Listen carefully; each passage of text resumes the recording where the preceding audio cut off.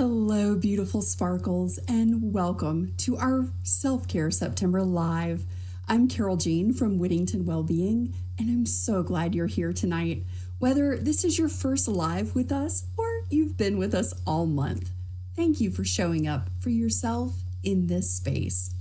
At Whittington Wellbeing, we're here to support and guide you to what I call your optimum steady state, that sustainable rhythm where your energy, body, and mind and emotions flow together in harmony.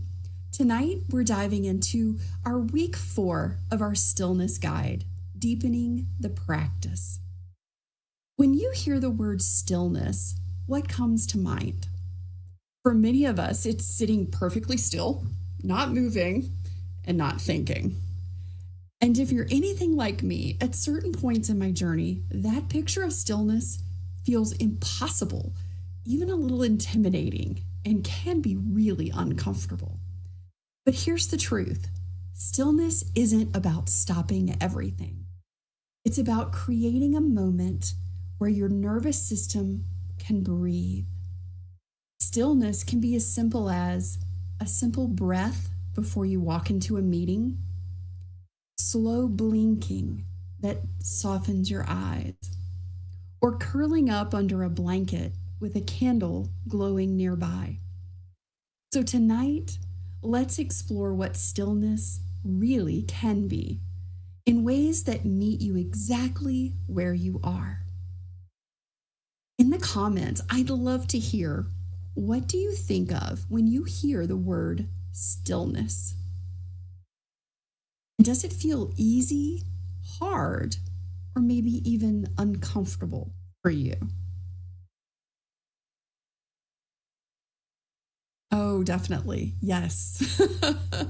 It can feel really uncomfortable and almost impossible, right? Oh, stillness feels like your brain kicks in the minute you stop. Oh, I can so relate to that. So now let's name the elephant in the room. Why stillness is so hard. If you've been in performance mode for years, that coffee and grit cycle, I know I was, powering through work, caregiving responsibilities, your nervous system may have learned that slowing down feels unsafe. For some, being still can bring up discomfort, anxiety, even memories we'd rather avoid. That's why we don't start with 30 minutes of silence. No, that's sometimes just too stinking much. We start with seconds. We start with micro moments. We start with invitations, not demands. We get compassionately curious. This week, our theme is deepening the practice. We're inviting in softness, pauses, and sensory comfort. Let's try 3 practices together, and after each one, we'll check in with how your energy is feeling. Before we begin, let's pause for a moment and just feel the surface supporting our bodies. Where are your thighs touching? Maybe your back, your feet. You can wiggle your toes. Just sense the surface that supports you. What is your brain speed right now? Does it feel fast, neutral, or perhaps it's slowing down for the night? Scanning your body from toes to the top of your head, then down again, back to your toes. Do you notice any area of your body calling your attention? What do you notice there? Let's begin our first exploration of stillness.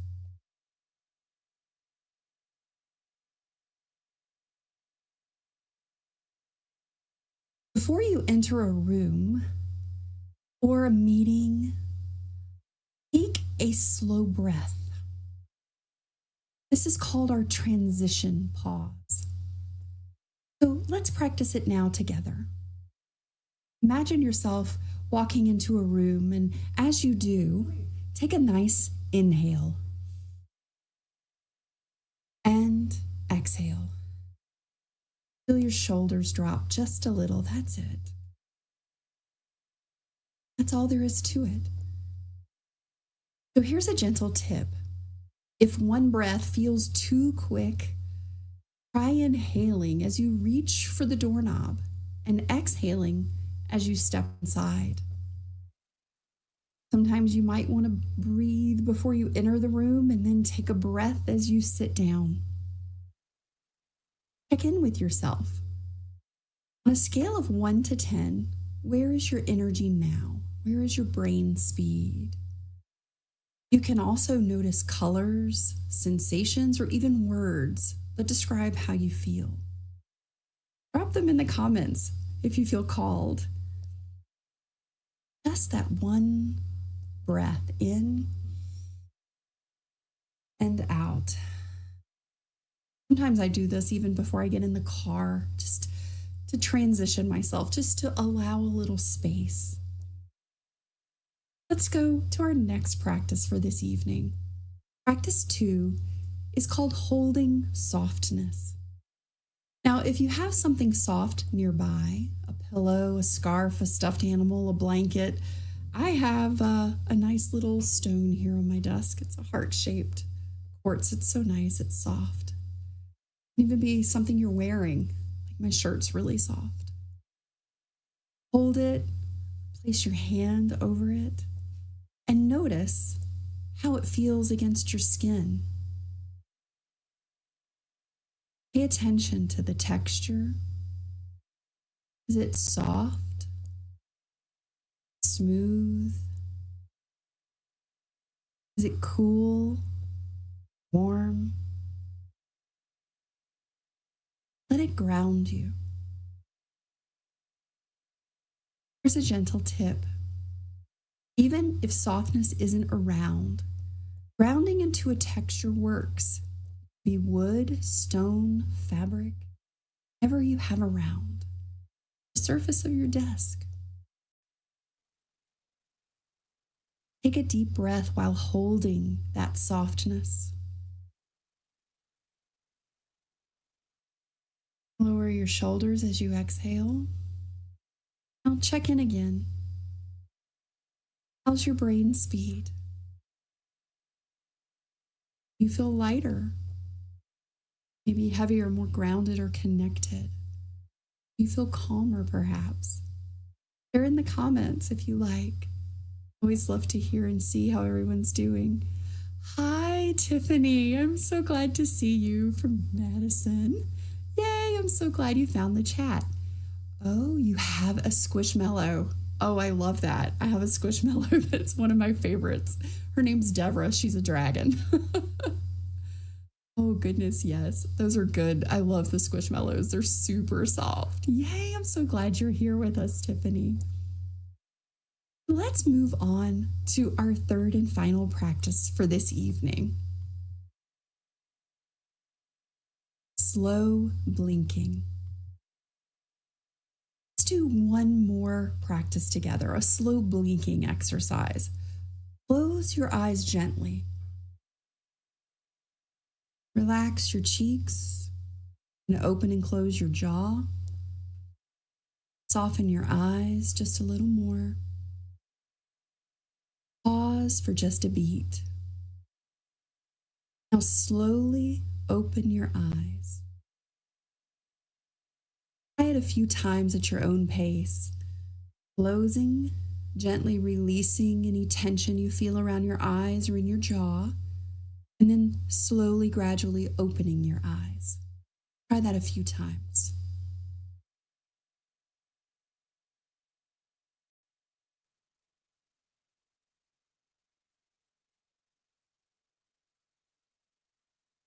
Fantastic. Here's a gentle tip. Hear the blink, that longer blink when you close your eyes with a long exhale. It helps release hidden tension in your eyes and jaw. Let's try that one with a nice inhale and exhale. Inhale. Close your eyes and exhale, releasing any tension around your eyes and jaw a little further. Sink into your chair and gently open. Here's our final check-in. What shifted for you during this practice? Notice your brain speed. If it was fast, neutral, or slow when we began, where do you notice your brain speed now? Has it changed, or has it stayed the same, but it feels different? Post in the chat. I'd love to hear your words. How are you feeling and describing this sensation? Oh, the images are grounding too. I had such a great time putting these together. Yes. Ooh, that's a good one. I have some succulents on my desk as well. They're so fun. So fun. Oh, yeah. I love that.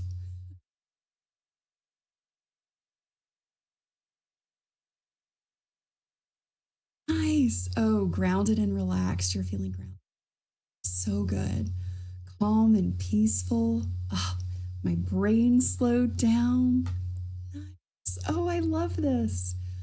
Oh, my brain was fast when I started, and now it feels so much quieter. Oh, that's great.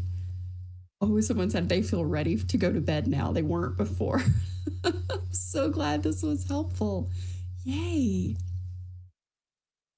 So you just experienced 3 small invitations into stillness.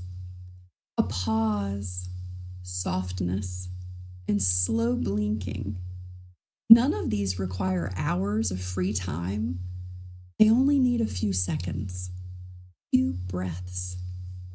Which one felt most supportive to you tonight? And which one are you curious to try again this week? Drop that in the chat. Oh, you have succulents at your office too. I love that, Tiffany. So which one of these practices are you most excited to try in the week ahead? Which one felt really good for you?